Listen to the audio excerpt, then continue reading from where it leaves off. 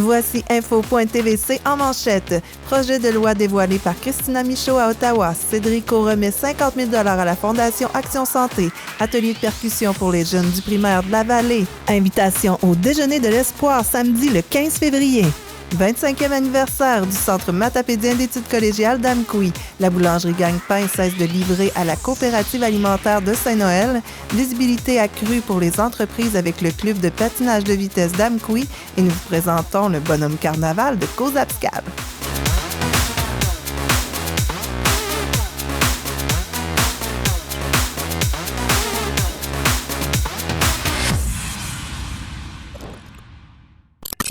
Bonjour et bienvenue à cette toute nouvelle édition d'Info.tvc.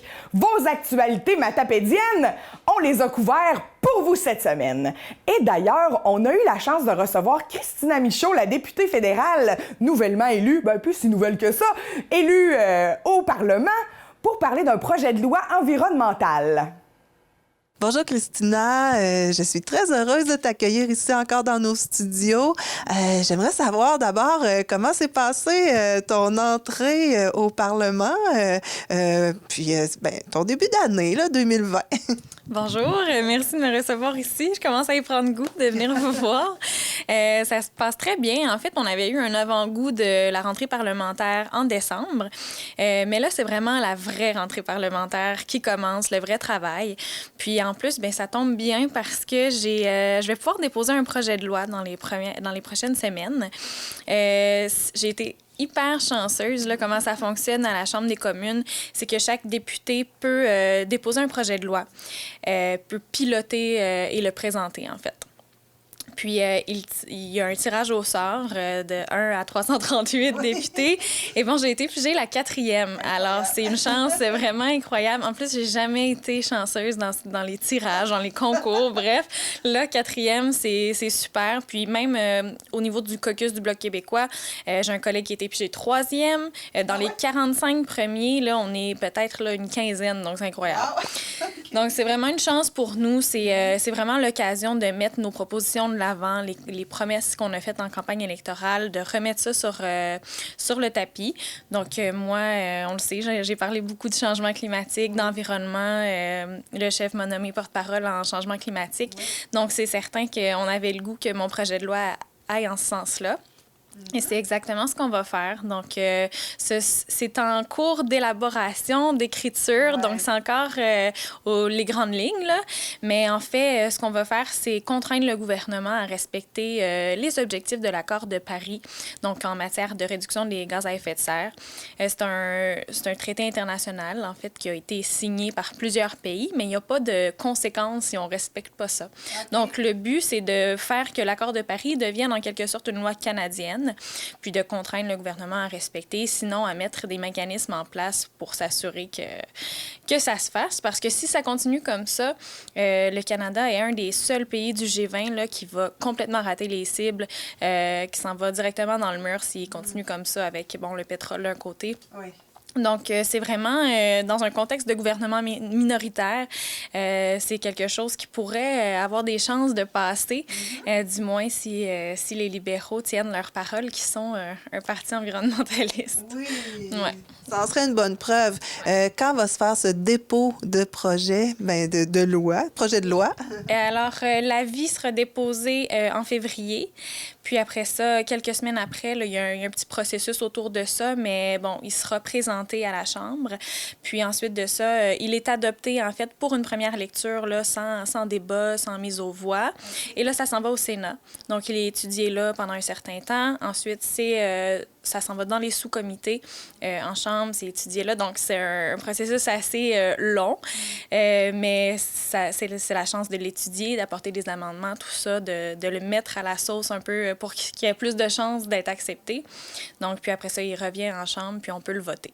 Okay. Donc, c'est moi qui aurai la chance de présenter ce beau projet de loi en matière d'environnement, de changement climatique. Donc, je suis très contente. Est-ce que ça va être possible de voir l'extrait? Je pense que c'est souvent diffusé. Oui, certainement. C'est sûr que ça me donne une super visibilité aussi. Tout ça, ça va me permettre de prendre la parole en Chambre pour mettre le projet de loi de l'avant. Donc, c'est certain que je vais avoir tout ça, puis je vais vous les partager avec grand plaisir. Bien, super. Et puis, ben, c'est possible maintenant de te rencontrer dans ton bureau ici dans la Matapédia. Est-ce que tu peux dire c'est où à la population? Certainement. En fait, ça faisait plusieurs années qu'il n'y avait pas eu un bureau de député fédéral dans la Matapédia. Dans les 4 dernières années, justement, c'était à Matane et à Carleton. Moi, c'était un des premiers engagements de campagne, le fait que c'est un super grand comté, que les gens se sentent représentés dans les 4 coins de ce comté-là, dans les 4 MRC. Puis en plus, ben, je suis matapédienne d'origine, je suis née à Amkoui, donc ça allait de soi que j'ai un bureau ici. Alors, c'est au 35 rue Saint-Benoît-Est, donc vous reconnaîtrez peut-être le local. Pour certains, c'est l'ancien Adrien Vien. Et pour d'autres, c'est l'ancien local des Châteaux Bellevue, du Château Bellevue. Donc, tout juste à côté du Maxi. Donc, bien situé en ville avec stationnement. Donc, super accessible. J'ai quelqu'un qui est là à temps plein, Marjolaine Pronovo, que certains connaissent.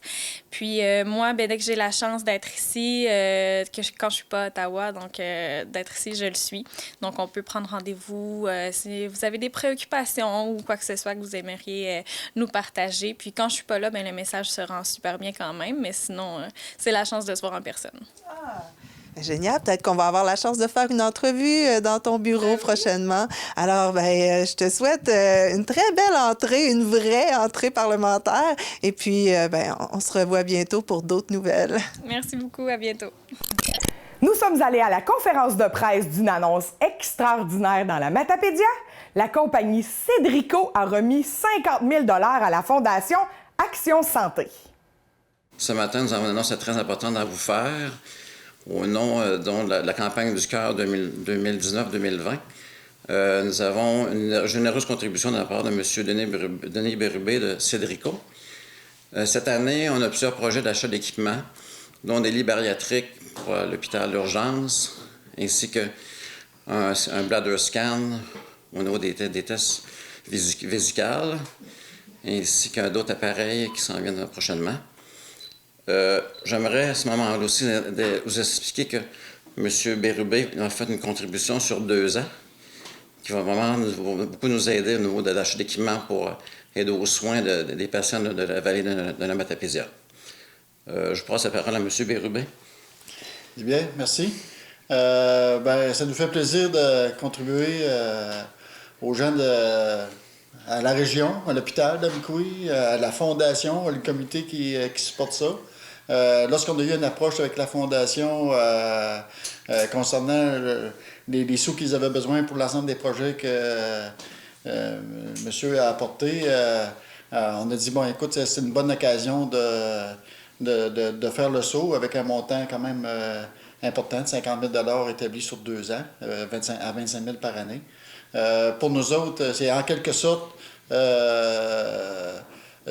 un ensemble de choses, c'est de redonner à la région, aussi comme citoyen corporatif, aussi de faire notre contribution. Et cette contribution-là, écoutez, quand on parle de santé, la santé de Cédrico a déjà été précaire dans le passé. Et puis, je me disais, lorsque l'entreprise sera remise sur les rails, je recontribuerai aux gens de la région à notre façon. Et c'est aujourd'hui qu'on fait l'action envers la région. Je suis super content de faire ça avec les gens de la vallée. Aussi, un petit mot pour dire aux gens de la Fondation, je vous félicite de remettre les choses en place pour, en quelque sorte, revamper la Fondation puis créer plus d'actions. C'est important pour notre région. Fait que donc, je tiens à féliciter le comité de la Fondation qui fait en sorte de récupérer des sous pour des bonnes actions pour l'hôpital d'Amkoui. Merci. Bon, comme M. Bérubé a mentionné, c'est une très généreuse contribution pour la Fondation, aussi les soins des patients de la vallée. Fait que nous remercions très généreusement M. Bérubé. C'est un grand pas pour les prochaines années qui s'en viennent au niveau de la Fondation Action Santé. Merci beaucoup. C'est bien, au plaisir. Madame Voyer, vous faites partie du conseil d'administration de la Fondation Action Santé. Ça fait quand même plusieurs années. Bien, moi, j'ai rentré sur le conseil d'administration de l'hôpital en 98, puis sur la Fondation, peut-être en 99. Là. Je compte pas beaucoup ces années-là. Puis, un montant comme ça, 50 000 $ sur 2 ans, avez-vous déjà vu ça? À ma souvenance, non. J'ai jamais vu ça, puis ça me réjouis au plus haut point parce que c'est justement, ça va fouetter les gens du conseil aussi, mais ça va aussi aider à faire de la promotion pour notre fondation à travers la population. Parce que là, des fois, quand c'est devenu le CI3S, bien là, il y avait des inquiétudes à savoir si l'hôpital va fermer, puis les donateurs étaient moins nombreux. Oui, les gens, c'est parce que les gens, ce qu'ils craignaient, souvent, on entendait dire que l'hôpital allait fermer. Ça fait que les gens, ce qu'ils craignaient, c'est que les équipements qu'on achetait avec l'argent de la Fondation, ces équipements-là partent pour d'autres établissements, comme à Rimouski ou ailleurs. Mais ce que je veux rassurer les gens, par exemple, c'est sûr que la loi 20, on l'a décrié beaucoup, mais il y a un article là-dedans que M. Barrette a très bien fait. C'est que les équipements qui sont achetés par les fondations restent dans les centres pour lesquels ils ont été achetés. C'est vraiment prévu dans la loi 20 pour rester là. Donc, on n'est pas susceptible de perdre nos équipements. C'est un très bon investissement qu'on fait aujourd'hui. Merci beaucoup. Merci beaucoup. Puis on dit à toute la population, on va faire appel à vous. Donc, soyez généreux. Merci. On peut dire que vous êtes l'investisseur de l'année. C'est des gros investissements que vous faites cette année. Il y a eu la passerelle, l'hôpital maintenant, mais les raisons sont les mêmes. C'est votre attachement pour la région, puis le goût de redonner. Mais pourquoi donner autant?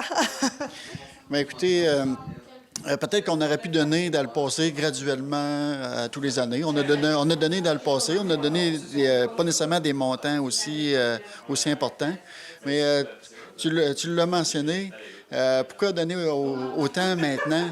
C'est que lorsque nous, Cédrico, on a eu nos problèmes de santé, je pourrais dire santé financière, je me disais, lorsque je vais être remis en route sur les rails de façon correctement, financièrement bien entendu, je me disais, les gens de la vallée nous ont aidés.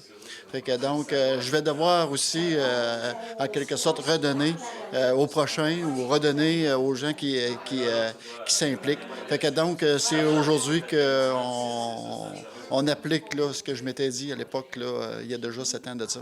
Fait que donc, c'est la raison pour laquelle qu'on le fait. Puis aussi, c'est pour des bonnes causes. C'est pour la santé. C'est la santé de la région, la santé de l'hôpital. C'est la santé aussi de la Fondation. C'est d'encourager aussi les gens qui s'impliquent dans la Fondation, qui donnent de leur temps pour le faire fonctionner. Fait que c'est encourageant pour eux autres. Puis ça nous prend ça en région, des gens qui font du bénévolat pour pouvoir mettre des choses en place, pour des petits plus, comme exemple, tout ce que M. Doyon a apporté tantôt, qui vont être à l'hôpital d'Amqui. Puis, écoutez, notre hôpital ici à Amqui, c'est important. Fait que donc, ça encourage aussi tous les gens qui travaillent dans le domaine de santé avec les actions comme lesquelles on fait. Mais il va y avoir votre nom sur la passerelle. Est-ce qu'il va y avoir votre nom sur les équipements? Bien ça, je vais laisser ça aux gens de la Fondation. Je ne leur ai pas demandé. Pour nous, là, écoutez, là, si on parle d'image, exemple, là, ou de publicité, je pense que aujourd'hui, bien, on me donne aussi, là, bien entendu, et tout est souligné, le fait qu'on fait ce move-là. Je suis super content. Merci beaucoup et félicitations pour votre générosité. Merci. Préparez vos oreilles.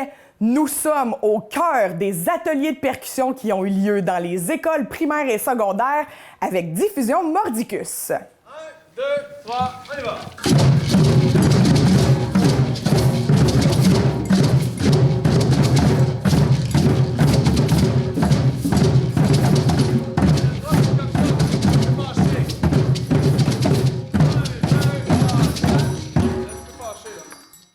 Nicolas, tu es enseignant en musique pour les écoles primaires ici dans la vallée. Tu as organisé quelque chose de gros avec Karine de Diffusion Mordicus. Est-ce que tu peux me dire si c'est quelque chose qui existe déjà dans d'autres écoles ou c'est vraiment ton initiative et celle de Karine? En fait, tout ce qui est organisé cette semaine, c'est possible grâce à l'enveloppe budgétaire qui s'appelle Sortie culturelle. En fait, cette enveloppe-là, on l'a dans toutes les écoles. les conditions pour avoir accès à cet argent-là, il faut que les jeunes sortent de leur école et qu'ils se retrouvent dans un lieu de diffusion culturelle. Et ça, pour appartenir à cette liste-là, donc il y en a différents. Il y a, par exemple, si on va au Bioparc, au Exploramer, Musée de la mer, c'est souvent des organismes qui sont plus loin de chez nous. Et donc là, comment, finalement, l'initiative, c'est que j'ai pensé qu'on pourrait peut-être faire une collaboration avec Mordicus, donc pouvoir dépenser cet argent-là en n'allant pas trop loin. Et c'est là, en fait, que j'ai proposé un atelier de Baratanga à Karine. Et puis, c'est comme ça, en fait, qu'on a réussi à arriver à organiser cette semaine-là, en fait. Est-ce que c'est une compagnie que tu connaissais déjà, que tu avais déjà vue sur scène ou, c'est en cherchant un peu que tu les as trouvés? En fait, Louis-Daniel Joly, c'est vraiment une référence au Québec pour la percussion. Donc, sur le groupe Facebook des enseignants en musique au primaire, je n'ai beaucoup entendu parler. Puis aussi, dans les congrès d'enseignants, c'est vraiment un atelier qui est très populaire. Donc, c'est pour ça que Baratanga a vraiment une bonne réputation. C'est pour ça que j'ai voulu qu'on aille avec cette compagnie-là. Et qu'est-ce que tu penses que ça va avoir comme impact sur les jeunes qui peuvent assister à ces ateliers? Bien, c'est sûr que ça valorise la musique. Moi, dans mon cours, je vais pouvoir faire des retours là-dessus. On les a préparés avec les différentes familles d'instruments, par exemple. Ça valorise la musique, mais aussi ça les fait fréquenter un lieu culturel comme Mordicus. Donc après ça, en ayant été sur la scène, eux, ils connaissent déjà ce lieu-là pour aller voir des spectacles. Ils rencontrent Michel et Karine. Donc ça les fait les habituer finalement à ce lieu-là. Est-ce que c'est une initiative qui va pouvoir se reproduire dans le futur? En fait, cette enveloppe-là, elle va justement dans les prochaines années, il va en avoir aussi. Puis on n'a pas pris tout l'argent de cette enveloppe-là cette année. Donc, au mois de mai, je pense qu'on peut le dire tout de suite, qu'il va y avoir des ateliers de danse africaine qui vont être en lien avec la même compagnie. Et puis, d'autres spectacles aussi cette année qui vont pouvoir avoir lieu avec cette enveloppe-là. Alors, merci beaucoup pour ton dévouement pour les jeunes. Bravo. Merci. Karine, c'est un beau projet qui se fait ici à Diffusion Mordicus. Puis ça a été initié par Nicolas Damour, qui est enseignant en musique dans les écoles primaires. Quand il vous a approché avec ce projet-là, une semaine de temps, occuper la salle Jean Cossette, ça demande beaucoup d'organisation. Comment vous avez accueilli ce projet-là? Bien, nous autres, on était super contents que Nicolas pense à nous pour tenir ces ateliers-là. C'est certain que nous, c'est le fun. Ça nous fait voir les jeunes visitent la salle. Donc, nous, c'est sûr qu'on a embarqué là-dedans à 100%. Donc, c'est ça, c'est d'accueillir les jeunes aussi. Dans le fond, c'est de s'assurer que tout est toujours disposé à accueillir les jeunes. Puis ça demande quand même beaucoup de préparation, puis surtout du temps, je crois. Oui. Bien, en fait, c'est ça, Nicolas, quand il nous a parlé de ça, c'était à la fin de l'année scolaire, l'année dernière, qu'il nous en a glissé un mot pour la première fois. Et on s'est mis rapidement là, sur le dossier. Fait que ça fait plusieurs mois qu'on travaille là-dessus. Donc, moi, mon rôle, c'était un peu de prendre contact avec la compagnie, avec Karine, la directrice là-bas. On a eu des échanges assez colorés. Des fois, on était 3 dans les discussions, puis on mettait des couleurs pour se départager, tout ça. Ça a été un beau travail d'équipe de coordonner tout ça. Puis nécessairement, nous, ça prenait une semaine entière que la salle était inoccupée. Donc, il ne devait pas avoir de spectacle cette semaine-là.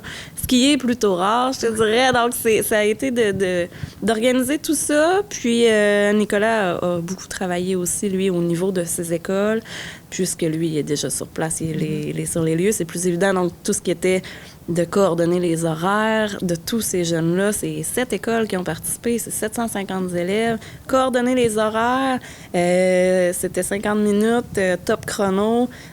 Coordonner les transports scolaires, ça a été toute qu'une organisation, une coordination, là. Oui. Ça a été un beau travail d'équipe, mais ça s'est fait, puis ça s'est bien fait. Et on voit les sourires rayonnants sur ces jeunes, mais il y a aussi l'impro qui est revenu en force, là. Est-ce que tu peux m'en parler un peu là, de quelle ampleur ça prend ici? En fait, depuis le début de l'année scolaire, on tente de remettre un peu l'impro dans l'école et jusqu'à présent, on a organisé une fin de semaine entière d'initiation à l'improvisation avec Marc-Antoine Lévesque, qui est un jeune de Saint-Marcellin, 22 ans, c'est jeune, de Saint-Marcellin, qui a fait l'École nationale de l'humour, qui est un improvisateur hors pair depuis plusieurs années. Donc, lui a préparé nos jeunes une fin de semaine entière de façon intensive. Puis, les jeunes, lors des représentations scolaires des 8 et 9 octobre, ont joué contre et avec Florence Lompré, Mathieu Lepage, Louis Courchaine, c'est des sommités là, de l'impro. Donc, pour certains, pour plusieurs, c'était leur première expérience sur la scène, en impro, puis ça s'est super bien passé. Donc, ça a été la première activité qu'on a fait. Et là, on organise en février, 22-23 février, le Louis Courchaine et Mathieu Lepage reviennent à Amqui pour redonner une formation intensive d'une fin de semaine encore à ces jeunes-là et autres. On a 30 places de disponibles, c'est pour les 12-17 ans, c'est gratuit. Vous pouvez déjà vous inscrire en ligne jusqu'au 15 février, donc voilà, ça fait pas mal de tour. C'est sur le site de Diffusion Mordicus qu'on peut trouver le formulaire pour s'inscrire? Oui, en fait, on a créé un événement Facebook. Le lien est dessus. Aussi, c'est un projet qui est possible grâce au gouvernement du Québec. Dans le fond, on a fait une demande de subvention qu'on a reçu des sommes d'argent du gouvernement pour faire ce projet-là. Et l'école aussi secondaire Armand-Saint-Onge-Amqui contribue aussi à ce projet-là. On a créé même un logo d'impro avec un concours de conception de logo qu'on a fait en partenariat avec Jean-Luc Girard, le professeur de art dramatique et art plastique. Donc, c'est Léane Gay qui a gagné le concours. On a un super de beau logo que Marie-Laurence Giroux a refait à l'ordinateur. Donc, il est super punché avec des belles couleurs. Ça va être vraiment ça, là, l'identification visuelle de la Ligue d'impro Armand-Saint-Onge d'Amqui. Donc, ce qui s'en vient aussi, on va se faire des bandes de patinoire pour la Ligue et des chandails qui devraient être très bientôt et qui vont être vraiment beaux. Alors, on vous souhaite une belle participation des jeunes et puis, on va sûrement aller chercher quelques images de tout ça. J'espère. Merci. Merci à toi.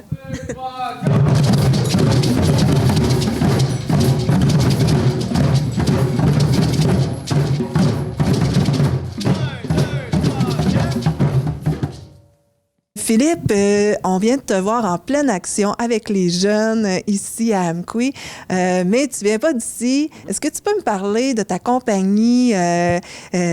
Qui vous êtes exactement? En fait, je suis venu ici avec la compagnie qui s'appelle Baratanga, qui a été fondée par Louis-Daniel Joly, qui a été plusieurs années sur le Cirque du Soleil, peut-être, je crois, une dizaine d'années. Et lorsque Louis-Daniel est revenu du Cirque du Soleil, il a fondé la compagnie Baratanga pour faire des ateliers dans les écoles. Fait que le but de la compagnie, en fait, c'est d'être... c'est une compagnie qui prône vraiment le côté pédagogique. On suit vraiment les programmes de l'éducation. Fait qu'il va se promener dans les écoles, donner des ateliers. C'est toujours par participation, puis on apprend différents rythmes là-dessus. Fait qu'avec la compagnie, c'est à peu près 300 événements scolaires par année.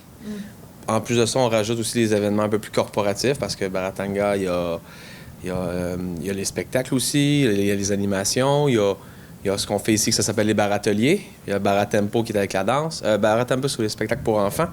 Et Baratambour qui est avec la danse. Puis aussi, chaque employé dans Baratanga, comme moi, je suis percussionniste, je joue avec différents groupes à Montréal. Et je fais aussi des événements avec Louis-Daniel. On fait beaucoup, en fait, on joue pour le Canadien de Montréal. On fait aussi les animations pendant les matchs. On est 4 percussionnistes avec ça. C'est ça. Vous êtes 4 pour la compagnie au complet? En fait, on est 4 pendant le Canadien de Montréal. Ces 4-là, il y a un produit que la compagnie fait qui s'appelle Luxe 45, un spectacle avec des lumières. Souvent, c'est nous 4. Mais on est peut-être une 15 à 20 percussionnistes dans la compagnie qui est dans différentes sphères et on se remplace lorsqu'on peut pas être présent. Fait que c'est ça. Fait que chaque percussionniste a un background différent. Okay. Moi, j'ai étudié la percussion du monde un peu partout. Je suis allé en Afrique, je suis revenu ici. Je fais beaucoup de funk, j'ai joué avec d'autres groupes. Je fais toutes les comédies musicales à Montréal. Je me promène beaucoup. Fait que tout dépend. Tout le monde est un peu... on est présent, on est moins présent, mais c'est ça qui forme aussi la beauté de la compagnie. Les jeunes étaient déjà un peu formés par Nicolas Damour en percussion. Est-ce que tu as senti leur vécu? Ben, j'ai senti leur vécu. J'ai plus senti qu'ils ont accès à des cours de musique. Déjà là, ça paraît, parce qu'ils connaissent certains instruments. Malgré, c'est dommage, parce que là, on est en région, mais même en grande ville, il y a des endroits où la musique, dû à un manque de classe ou un manque d'effectifs, s'en va, ce qui est un peu dommage avec tout ça. Mais oui, ça paraissait qu'il avait fait de la musique. Puis Nicolas était là pour encadrer les jeunes et participer lui aussi. Puis ça paraissait. Lui et sa copine Chloé, justement.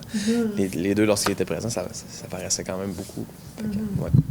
Alors, merci beaucoup de ton séjour ici. Puis, on espère vous revoir éventuellement. Certainement. Merci beaucoup. Le Centre chrétien d'Amqui vous invite au Déjeuner de l'espoir avec en conférence Mme Monique Lépine, la mère de Marc Lépine, le tueur de la tragédie de la Polytechnique. Un déjeuner très intéressant.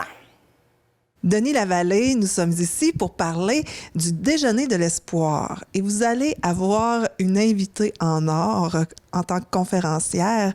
D'abord, on va dire c'est quoi le Déjeuner de l'espoir? Bien, le Déjeuner d'espoir, c'est un temps qu'on met à part le samedi matin de 11h à 13h pour partager avec une personne qui vient nous dire qu'est-ce qui s'est passé dans sa vie et de quelle façon donc elle s'en est sortie avec l'aide de Dieu dans sa vie. Et c'est une expérience, c'est un cheminement que les gens nous racontent. Et là, nous, on est à la table et on écoute ce témoignage de vie qui a été changé, bouleversé. Et ce mois de février, le 15 février prochain, à 11h, au Pastalis d'Amqui, on invite la population à venir entendre cet invité remarquable, je vous dirais, qui est Mme Monique Lépine. Ceux qui ne connaissent pas Mme Monique Lépine, je vais vous l'introduire un petit peu. Vous avez entendu parler de la tuerie à l'université. Puis, elle a toujours été dans l'ombre, longtemps dans l'ombre. C'est isolé. Oui, et elle vient nous raconter son cheminement, justement, comment elle s'en est sortie. Et ça, c'est vraiment intéressant de voir qu'elle... à l'âge de 84 ans aujourd'hui, elle fait le tour du Québec, elle va en France, elle va dans la francophonie raconter ce qui s'est passé dans sa vie. Et c'est remarquable de voir cette femme de foi nous raconter qu'est-ce qui s'est passé dans sa vie. Ça va être possible de lui poser des questions? Oui, c'est aussi possible de lui poser des questions le samedi.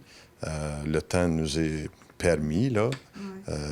Puis, elle sera avec nous cette fin de semaine, le samedi, et le dimanche matin aussi. Elle sera avec nous au Centre chrétien d'Amqui pour nous partager son témoignage, une partie encore de son témoignage, parce qu'elle a beaucoup à raconter en peu de temps. Et ça, c'est intéressant de voir ce que les gens vont entendre. Je vous le dis, c'est remarquable, c'est bouleversant, ça vient nous chercher. Toute mère peut se sentir interpellée en partant. Tout parent peut se sentir interpellé. Quand des personnes ont vécu des traumatismes, des difficultés de perte, de deuil de quelqu'un de proche, Mme Lépine a des réponses vraiment exceptionnelles, uniques en son genre. Et elle sera avec nous cette fin de semaine-là. Et on a bien hâte de la recevoir, nous, ici, dans la région matapédienne. Et on invite les matapédiens à venir vraiment se ressourcer et s'approcher de Dieu. Je vous le dis, là, venez vous approcher de Dieu.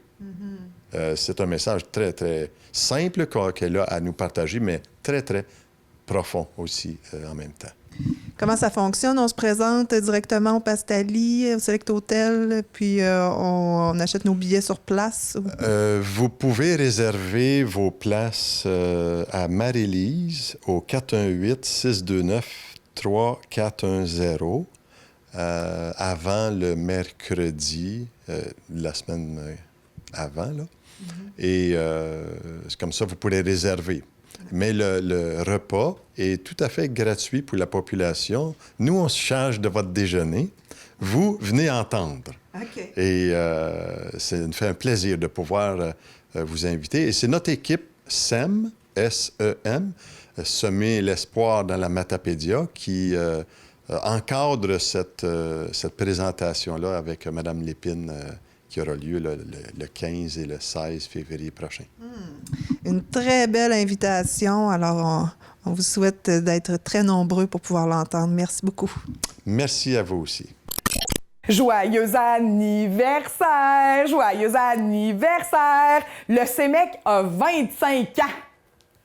Mélissa et Geneviève, nous sommes ici pour parler des 25 ans du CEMEC. Déjà 25 ans, c'est incroyable. D'abord, j'aimerais qu'on parle un peu du CEMEC. Qu'est-ce qui est aujourd'hui par rapport à quand il est né finalement? Le CEMEC aujourd'hui, c'est en fait une fondation de plus qui a vu le jour au début des années 2000 sous la gouverne de M. Alfred Morin, qui est encore membre du CA. Ensuite, c'est aussi une équipe collégiale de volleyball. Le CEMEC, c'est un séjour humanitaire, de coopération humanitaire aux 2 ans, qui est ouvert à tous les programmes, à tous les étudiants. C'est des séjours pédagogiques différents selon le programme. En sciences humaines, ils font un séjour pédagogique en lien avec l'itinérance. En physiothérapie, ils vont à Trois-Rivières en lien avec l'art technique, à l'Université de Trois-Rivières, dans des laboratoires biologiques. Donc, des séjours, multiples séjours pédagogiques. Ensuite, écoute, c'est des gens motivés, c'est des projets qui apparaissent d'année en année qui sont nouveaux, là. Et là, vous avez parti des festivités pour célébrer les 25 ans avec un 5 à 7 à la Captive. C'était gros. Je pensais, moi, que c'était peut-être 25 personnes rassemblées, mais c'était beaucoup plus que ça. Oui, bien finalement, on était pas mal contente du taux de participation. Là, on a voulu commencer, lancer les célébrations avec un événement qui allait être aux couleurs du CEMEC. C'est quelque chose de rassembleur, de familial, puis de matapédien. Donc, on a décidé de faire ça à la Captive, la microbrasserie, qui ont créé notamment une bière là, pour le CEMEC pour les 25 ans, donc la diplômée.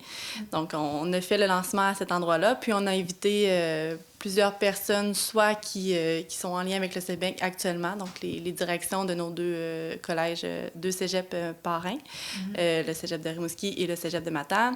Il y avait aussi quelques élus là, de la région, puis les membres du personnel actuel et d'anciens directeurs. Donc, c'était le fun de voir tout le monde ensemble là, échanger, puis il y avait vraiment une belle ambiance. Je pense que ça a été beaucoup apprécié là, de tous. Oui, ça débordait de la salle, là. C'était vraiment bien décoré avec un buffet, la totale. Mais qu'est-ce qui s'en vient dans les festivités à venir? Oui, bien, on veut souligner cet événement-là tout au long de l'année. On sait que c'est quand même une étape qui est marquante pour le CEMEC. Principalement, ce qui est déterminé, c'est notre activité de retrouvailles là, qui va avoir lieu au mois d'octobre 2020. Donc, on veut faire une grosse soirée de retrouvailles avec tous les diplômés, la plus grande partie qu'on peut aller rejoindre, qui ont passé par le CEMEC. Donc, on sait que c'est environ 900 personnes, 900 diplômés là, qu'on a fait au cours des 25 dernières années. Donc, on veut vraiment là, créer une soirée où tout le monde va pouvoir se retrouver. Puis, justement, on a lancé l'Association des diplômés qu'on peut rejoindre là, via notre site Internet. Donc, les gens ont seulement à s'inscrire là. Puis, par la suite, ils vont pouvoir avoir des nouvelles du CEMEC là, via leur adresse courriel. On va leur communiquer soit les prochaines activités à venir ou des nouvelles en général là, à propos du CEMEC. Et le CEMEC a encore de belles années à venir. Il y a des beaux projets qui se préparent. Est-ce qu'on peut parler de quelques projets là, qui sont en train de s'établir? Oui, effectivement, on peut parler de 2 nouveaux projets où on va avoir des réponses. On attend des réponses en 2020, donc 2 projets majeurs pour le CEMEC. Une demande au ministère qui a été faite en technique d'hygiène dentaire. Donc, ce programme-là s'offre à Québec, c'est le plus près là, pour notre région. Donc, les étudiants doivent aller loin, les besoins sont grands, les besoins de main-d'œuvre sont importants. Donc, on a un beau dossier étoffé qui est parti au ministère depuis quelques mois. On est en attente d'une réponse. Puis, une infrastructure sportive aussi qui s'ajouterait à l'arrière du CEMEC, en partenariat avec d'autres organismes du milieu. Et est-ce que le CEMEC se porte bien avec sa fondation, tout ça? Oui, il se porte bien. On a technique de physiothérapie, technique de gestion de commerce qui est maintenant gestion de commerce connexion numérique. En fait, il y a toujours la saveur gestion de commerce, administration, mais maintenant, oui, au goût du jour. On ne peut pas faire fi de toute l'évolution numérique. Donc, il est vraiment connexion numérique avec un beau projet de lab numérique, lab virtuel qui s'en vient pour le mois d'août prochain. Ensuite, donc, physiothérapie, gestion de commerce, connexion numérique, transformation des produits forestiers qui est toujours à la carte du CEMEC, sciences humaines et sciences de la nature, les 2 programmes préuniversitaires, et un cheminement tremplin DEC, qu'on doit nommer toujours, parce que je pense que les étudiants qui sont en secondaire 5, qui ne savent pas trop je m'en vais en quoi, je ne veux pas partir tout de suite. C'est un super cheminement pour s'avancer, faire les cours de base, explorer. Donc, le CEMEC, c'est ces programmes-là. Et oui, le CEMEC se porte bien. J'ai l'impression que les gens qui habitent le CEMEC, étudiants, personnel, membres du personnel, ont 40 membres du personnel, autour de 150 étudiants plus ou moins. Donc, je pense que ces gens-là sont heureux. La preuve, c'est qu'ils restent, ils et elles restent. Oui, exactement, oui. Puis, des professeurs, des enseignants qui sont là depuis nombreuses années. Exactement. Le CEMEC n'a vraiment pas un gros mouvement de personnel. Les gens, tu as raison, Nathalie, les gens sont fidèles, sont là depuis 25 ans. Quand même 5 personnes qui sont là depuis 25 ans, plusieurs depuis 20 ans et un bon maintien à l'emploi là, pour le CEMEC. Puis, c'est ça. Donc, il se porte bien. Il y a des beaux projets, mais il faut toujours être en développement dans la vallée, entre autres, là, et partout, je pense. Mais il faut toujours avoir des projets et regarder ce qu'on peut faire de plus. Mais sinon, c'est un beau centre collégial. Et la Cotère est exceptionnelle ici. Ah oui, effectivement, tu fais bien d'en parler. Elle inquiète certains. La Cotère, écoute, à la grandeur du Québec, la Cotère, c'est un système qui a un lien avec le contingentement de programmes, surtout en santé, qui inquiète. Elle inquiète à Québec, elle inquiète à Rimouski, c'est partout, là. Mais l'an passé, c'est nos étudiants qui nous le redisent. Un étudiant, un finissant de l'an passé, nous a écrit dernièrement, il nous disait... Je vois à quel point le CEMEC se distingue. Une fois rendu à l'Université Laval, je vois encore plus parce qu'on est quand même 3 sur 10 à avoir été admis en pharmacie. Ce qui est beaucoup, c'est un gros nombre. Pharmacie, on sait que c'est un des 2 programmes les plus contingentés. Donc, 3 sur 10, là, c'est un énorme pourcentage. Puis lui, nous le rappelait et faisait référence à un autre cégep où il n'y en avait que 6 sur quelques centaines, là, donc, ou quelques dizaines. Fait que, oui, on sait que bien qu'il y ait toutes sortes d'idées, qu'on connaisse pas très bien ce calcul-là ou qu'on ait peur de cette cote-là, on sait qu'on figure bien. Félicitations, vraiment, là. Puis vous formez une très bonne équipe pour justement célébrer les 25 ans. Et puis, si on veut avoir plus d'informations, je pense que c'est encore le site web qui est le mieux placé pour avoir toutes nos informations. Ouais, en effet, le site web ou nos médias sociaux, Facebook, Instagram, on reste actifs là-dessus là, pour vous donner les nouvelles sur les prochaines activités qui vont suivre. Bien, merci à vous deux et longue vie au CEMEC. Merci. La coopérative d'alimentation de Saint-Noël a publié un post Facebook qui a fait réagir plus de 200 personnes, disant que la boulangerie Gagne-Pain d'Amqui cessait sa livraison à leur point de service. Nathalie a contacté le propriétaire de la boulangerie Gagne-Pain et il a refusé de nous accorder une entrevue. Donc, nous nous sommes rendus à Saint-Noël. Effectivement, Émilie, nous avons vu la lettre qui avait été publiée sur la page Facebook de la coop alimentaire de Saint-Noël et qui disait que l'entreprise Gagne-Pain n'allait plus livrer ici. Nous avons contacté le propriétaire de Gagne-Pain qui, lui, nous disait que ce n'était plus assez rentable, que ce n'était pas seulement une question de route ou c'était tout simplement parce qu'ils ne vendaient plus assez de produits ici. Nous avons toutefois rencontré la gérante ici qui nous dit le contraire. Alors, voici l'entrevue. Madame Vaillancourt, suite à la réaction de Gagne-Pain qui ont décidé de ne plus livrer ici, vous avez fait une publication sur votre page Facebook et disant que, bon, c'était pas votre décision, c'était la décision de l'entreprise de ne plus livrer ici. Il y a eu énormément de réactions. Est-ce que vous pouvez me parler un peu de la réaction de vos clients-clientes? Bien, moi, j'ai été surpris que ça réponde autant aussi. J'ai essayé d'envoyer quelques réponses à des gens qui, des fois, me conseillaient telle ou telle chose. Et puis, moi, mon but, vraiment, quand j'ai publié sur Facebook, c'est d'avertir la clientèle qui venait régulièrement que c'est pas nous qui décidait d'arrêter de prendre des produits de Gagne-Pain. C'est vraiment Gagne-Pain qui, eux, nous disaient que, là, maintenant, ils ne livraient plus en dehors de la 132. Donc, je trouvais ça assez ordinaire. Pourtant, j'avais parlé avec le propriétaire de l'entreprise et il me disait qu'il allait continuer d'aller à Lac-au-Saumon, qu'ici, c'était pas assez rentable. Est-ce que vous pouvez me dire un peu les ventes que vous aviez ici? Eh bien, nous, on avait tout le temps des commandes d'au moins, je dirais, entre 85 et 90 paquets de desserts qu'eux faisaient. On commandait aussi des fonds et dessus de tartes surgelées où nous, on faisait les préparations et ensuite, on fait cuire nos tartes. Ensuite, on prenait des pâtes à pizza surgelées. Et il y avait quand même du pain de ménage aussi qu'on prenait et des petits pains et en tout cas diverses choses. Fait que moi, je crois pas que c'était pas rentable du tout, là. Et là, ce que vous avez dû faire, bien, c'est vous tourner vers d'autres entreprises. C'est ça. J'ai quand même fait appel à une autre boulangerie qui nous fournit du pain que normalement, ils ne nous fournissaient pas. Il doit me rentrer autre chose en produits de dessert aussi. Et puis, on s'est tourné vers Métro à Québec pour se faire livrer d'autres produits, d'autres desserts qu'on va mettre sur nos belles petites tables vides. Et puis, c'est ça. Non, je pense que... Puis, on va faire un peu plus de desserts aussi qu'on va pouvoir placer en tablette. Là.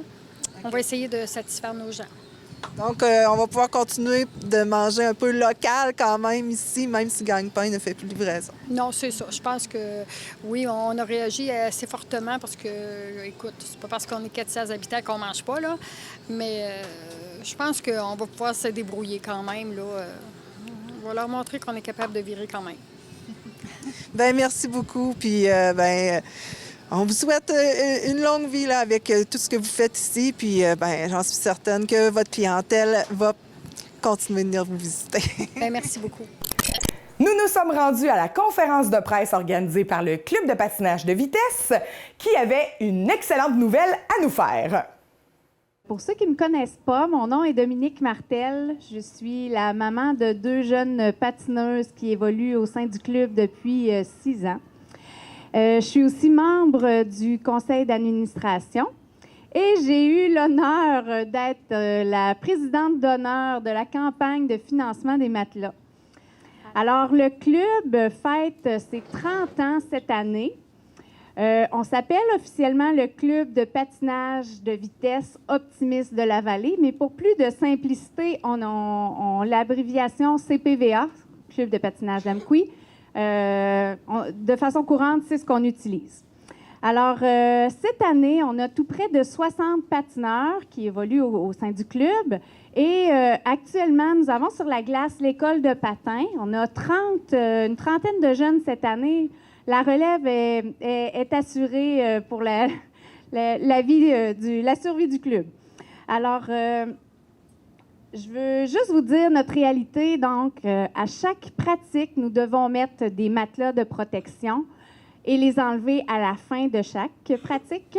Donc, les parents sont sollicités pour justement les mettre tout le tour de la bande pour assurer la sécurité. Nous avons 11 heures de glace, de temps de glace par semaine, séparés en 4 groupes de jeunes. L'école de patin, nous avons les 5-7 ans, les 8 ans et plus, et les interrégionaux et provinciaux. Alors, vous comprendrez qu'on ne peut pas mélanger tout ce beau monde ensemble pour la sécurité parce que les provinciaux, vous allez voir tout à l'heure, ça va vite. Et l'école de patin, il y en a quelques-uns qui sont sur les fesses. Alors, on ne peut pas mélanger ça ensemble. Il faut que ça soit concilié dans les temps de glace.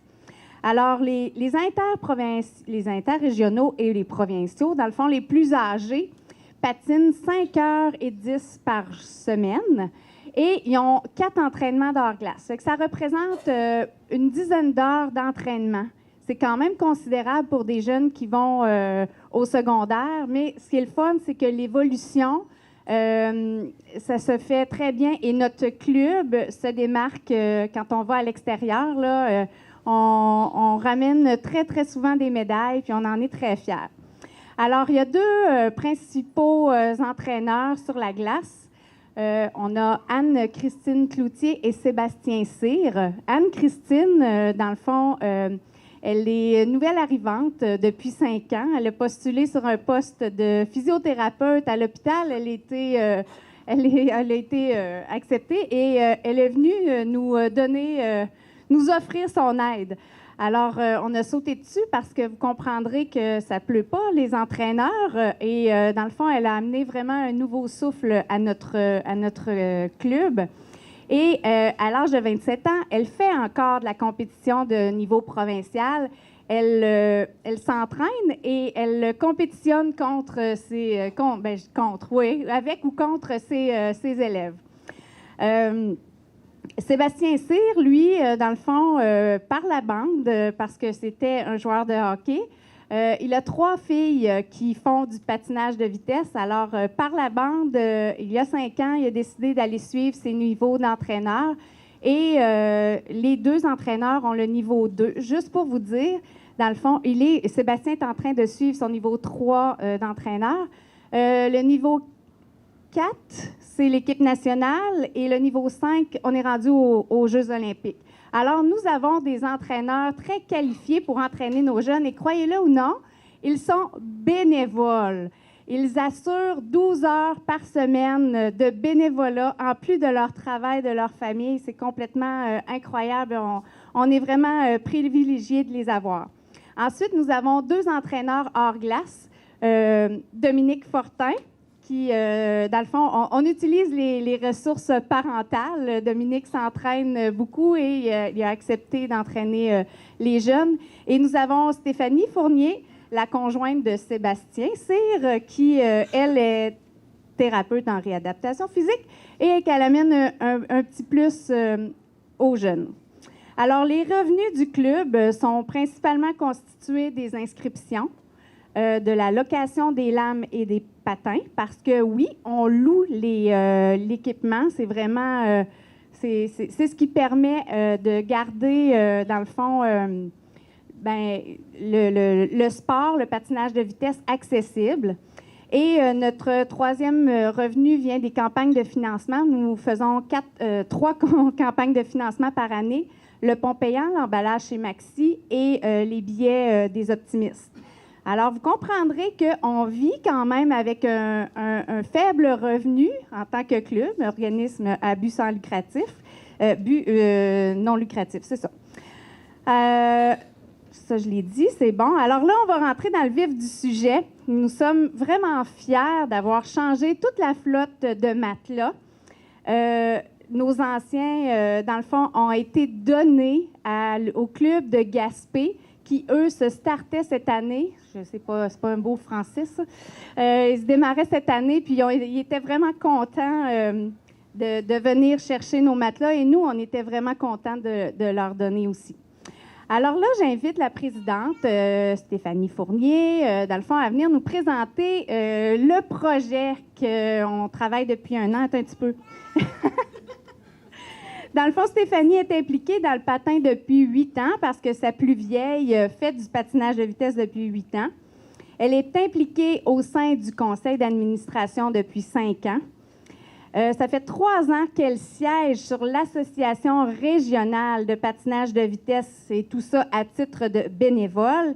Et ces 3 filles patinent sur des niveaux différents de compétition. Ça veut dire 3 compétitions par mois, du mois d'octobre au mois de mars. Alors, ça représente beaucoup de temps et d'investissement, autant pour son conjoint qui est coach, parce que lui aussi doit suivre les jeunes, là. Alors, voilà, Stéphanie vient nous présenter le projet. En mon nom, et je pense au nom de toute notre CA, même si je suis présidente du club Amqui, j'aurais jamais pu faire ça tout seul. On est vraiment un bon CA. On a des gens vraiment impliqués, des parents qui s'impliquent à tous les niveaux. Fait que moi, je tiens à les remercier. Il y a Dominique, il y a aussi Nani qui était ici tantôt, qui est là. Il y a Mélanie Laprise, Dominique Fortin. Il y a Annie, qui est ici à côté, Fontaine, et Anne-Christine Cloutier, qui est sur la glace. Fait que sans eux autres, on ne serait vraiment pas là dans tout ce projet Matelas. Fait que je vous explique un petit peu en quoi consiste le projet Matelas. Le projet de Matelas, c'était qu'on a renouvelé au complet toute notre flotte de matelas pour la sécurité de nos jeunes. Au niveau de la fédération, il y a des normes qui ont été établies, puis les normes ont changé au niveau de la sécurité. Fait qu'on a voulu en tout cas, assurer meilleure sécurité pour pouvoir avoir des compétitions un peu plus de haut calibre, parce qu'on ne pouvait pas les recevoir avec les matelas qu'on avait antérieurement. Fait que là, on va être en mesure de pouvoir avoir des compétitions interrégionales ou des compétitions de fin d'année. De par notre grandeur de glace, on ne pourrait pas avoir des provinciales ou des élites, mais on peut avoir quand même d'autres niveaux là, de compétition. Il y a aussi qu'on a de plus en plus de jeunes qui compétitionnent plus longtemps et on a réussi à garder nos jeunes. Avant ça, nos jeunes, à partir du secondaire 1, 2, ils abandonnaient le patinage de vitesse. On avait de la misère à garder une certaine pérennité de nos jeunes dans le temps. Cette année, on a quand même des jeunes qui vont jusqu'en secondaire 5. On a 2 jeunes de secondaire 5. On est en secondaire 3 et 4 cette année. On a réussi à commencer aussi un programme multivase avec la polyvalente. Donc, on a de plus en plus de jeunes, autant du primaire, secondaire, et on espère l'année prochaine les garder avec le cégep à continuer de patiner. C'était vraiment notre objectif là, pour nous autres. Donc, ce qui fait qu'ils patinent beaucoup plus vite, et lorsqu'il y a des chutes, bien, il y a beaucoup plus de danger de blessure. Donc, les nouveaux matelas, ils vont assurer cette certaine sécurité-là pour nos jeunes, parce que nos anciens matelas, ils étaient rendus désuets, ils étaient rendus très, très durs, ils étaient tous brisés au niveau des enveloppes. Puis quand les jeunes tombaient, il y avait beaucoup moins d'absorption au niveau de nos matelas qui ne permettait pas d'avoir au moins de... Ça diminuait un petit peu la sécurité lorsqu'il y avait des chutes, plus de possibilités de commotion cérébrale ou autre. Fait que c'est pour cette raison qu'on a changé notre flotte de matelas. Les matelas, il y avait plus de 10 ans antérieurement. Fait que il y a aussi on a changé aussi ça pour avoir des compétitions, la sécurité, mais aussi pour être capable de faire des compétitions un petit peu plus de haut niveau, puis on voudrait, nous aussi, qu'on ait capable de recevoir, puis nos jeunes puissent participer à des compétitions aussi dans la région, parce qu'on couvre le Québec toute l'année. Fait que toutes nos compétitions sont à l'extérieur et sont loin. Et que dans notre projet aussi de matelas, on a profité par le fait même de faire l'acquisition de machines pour faire l'entretien et la réparation de nos lames. Que cette machine-là, on ne les avait pas ici au club, il n'y en avait pas dans la région à part Rivière-du-Loup. Donc, ça nous faisait nous déplacer les lames en début d'année et en cours d'année lorsqu'il y avait des réparations. Donc, des frais pour les préparations et tout, et des frais aussi d'entretien en cours d'année. Tandis que là, on est prêt à assurer ici même, à faire les réparations, l'entretien, puis on peut offrir le service aussi aux clubs environnants. Fait que ça, c'est un plus aussi pour notre club. Il y a aussi qu'on a profité aussi de petit peu pour aller chercher un iPad, pour être capable de filmer nos jeunes, être capable de les donner une meilleure interaction, pour être capable que les entraîneurs puissent permettre de montrer puis améliorer en se voyant sur autant en compétition qu'en pratique. Fait que c'est pour tout ça pour une totalité de 33 000 $. Fait que merci beaucoup. Alors, nous, sur les 37, dans le fond, il nous reste, on a la possibilité de 42 matelas. Fait qu'il nous reste 5 matelas à trouver preneurs. Alors, je vous lance l'invitation. Si jamais vous avez autour de vous, peut-être l'avant-poste pourrait être... Je dis ça comme ça. L'invitation est lancée. Alors, j'aimerais souligner le beau travail aussi de Véronique Harvey qui a fait l'infographie de notre belle affiche. Lettrage Belle Avance qui a tout imprimé nos bannières, est un peu dans le rush aujourd'hui et la semaine passée. Notre couturière, écoutez, toutes nos bannières ont été... il y a eu un velcro qui a été cousu et notre couturière a son entreprise qui s'appelle Au Coin des Artisans. Elle s'appelle Joanne Galland, qui a, dans le fond, l'ancien aide-maison, là.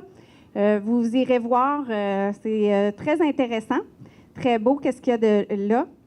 Merci aux parents des patineurs qui sont allés cogner aux portes des entreprises parce que nous, le CA, on ne pouvait pas tout faire.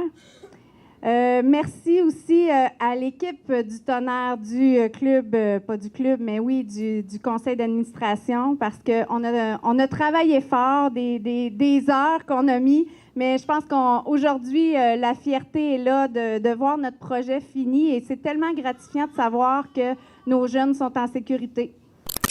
Nathalie s'est rendue à la polyvalente de Cause-Abscale, la polyvalente Forimont, pour parler avec 2 jeunes de leur célèbre carnaval qui a lieu à chaque hiver. Sophie et... Mathieu. Est-ce qu'on peut te voir, Mathieu? Ah, c'est lui, bonhomme carnaval! Vous avez organisé le carnaval Forineige et puis c'est toute une organisation. De quelle date à quelle date vous faites ça?